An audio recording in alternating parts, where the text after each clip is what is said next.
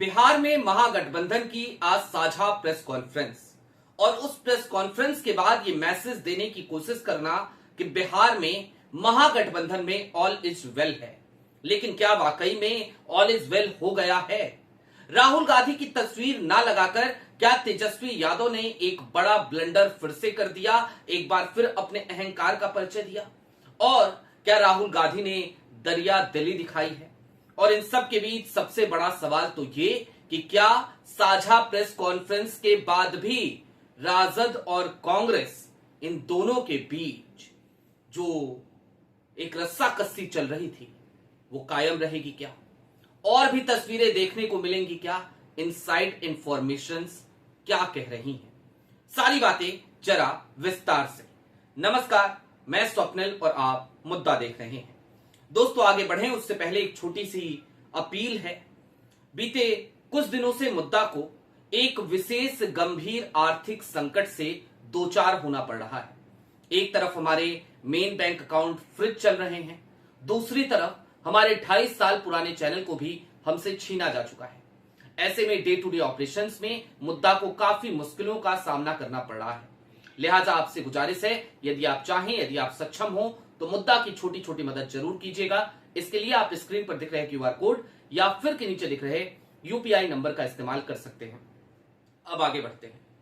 आपकी स्क्रीन पर एक एक करके 3 तस्वीरें, ये तीनों तस्वीरें आज की प्रेस कॉन्फ्रेंस की हैं, महागठबंधन की प्रेस कॉन्फ्रेंस की, पटना के होटल मौर्या की। और इन तस्वीरों में आपको क्या क्या नजर आ रहा है?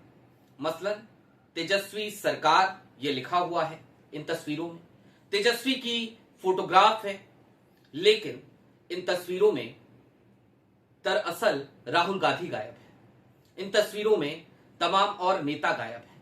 तेजस्वी यादव की तो एक बड़ी सी तस्वीर चस्पा कर दी गई है, लेकिन उसके अलावा बाकी सबको कहीं ना कहीं नगण्य कर दिया गया, शून्य मान लिया गया, गिना ही नहीं गया।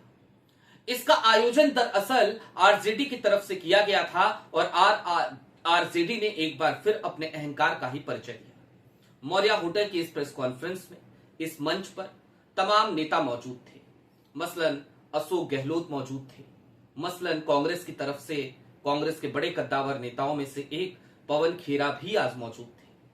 लेकिन कांग्रेस की तस्वीर का ना होना, राहुल की तस्वीर का ना होना, ये एक बड़ा विषय बना।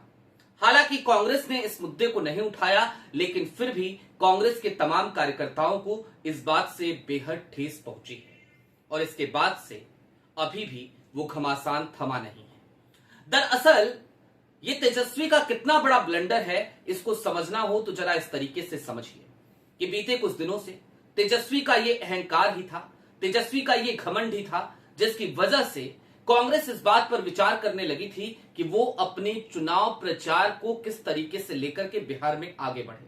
मसलन कांग्रेस इस बात का मन बनाने लगी थी कि वो सिर्फ और सिर्फ 60 सीटों पर ही चुनाव प्रचार करेगी।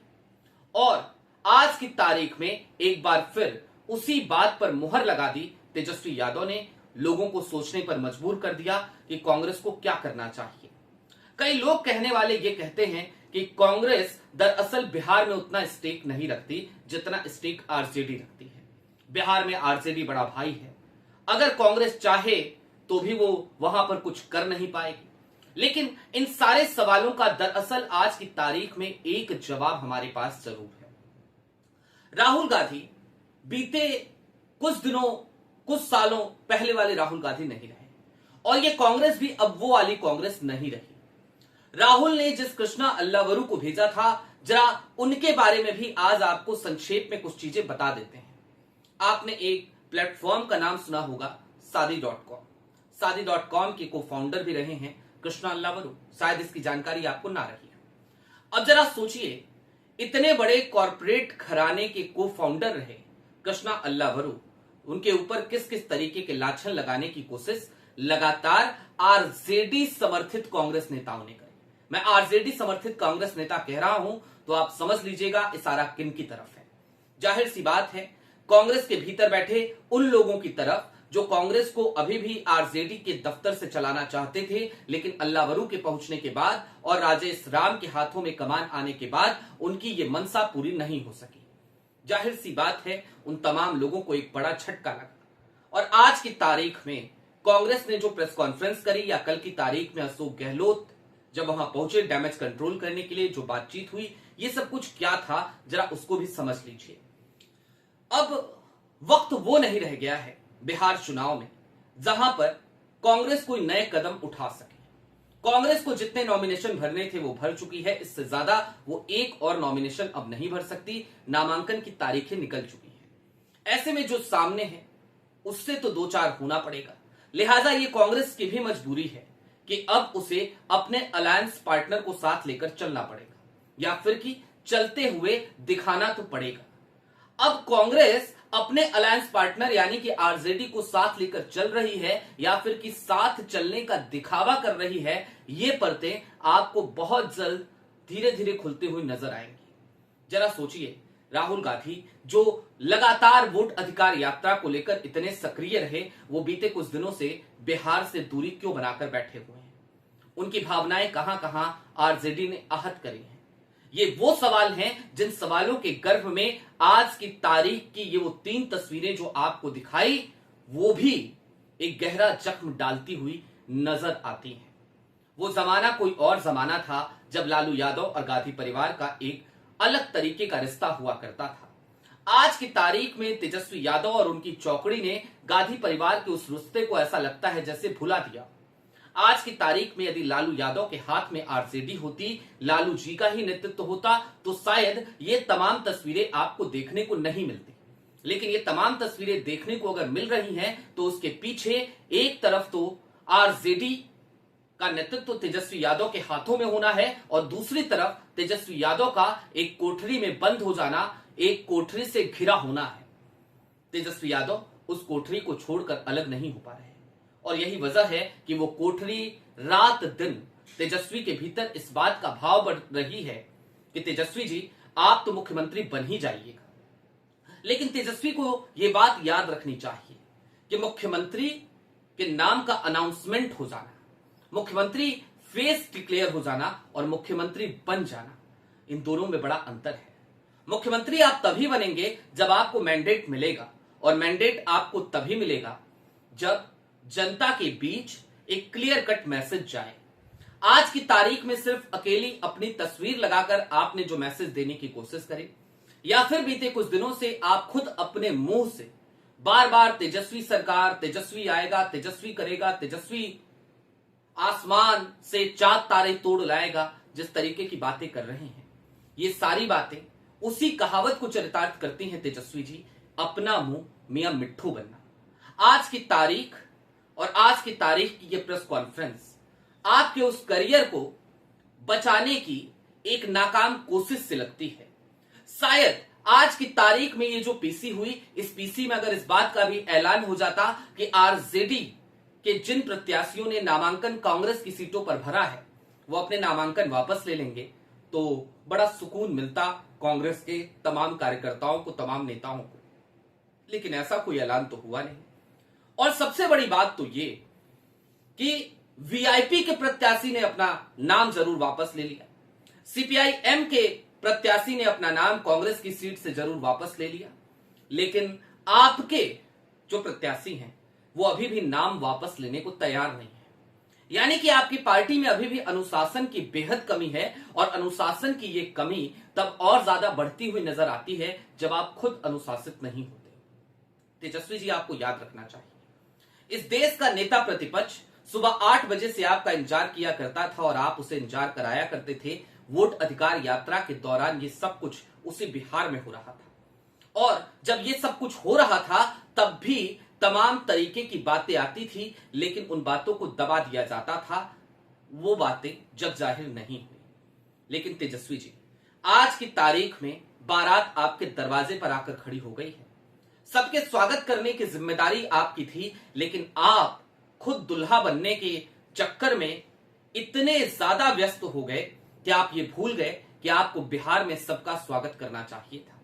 बहरहाल दोस्तों, अब चलते चलते इस बात को समझिए कि आज ये जो प्रेस कॉन्फ्रेंस हुई और जिसके बाद से एक मैसेज देने की कोशिश महागठबंधन के जरिए किया गया कि सब कुछ कंट्रोल हो गया है, डैमेज कंट्रोल हो गया है, दरअसल वास्तविकता इससे कोसों दूर जाकर खड़ी हो गई है।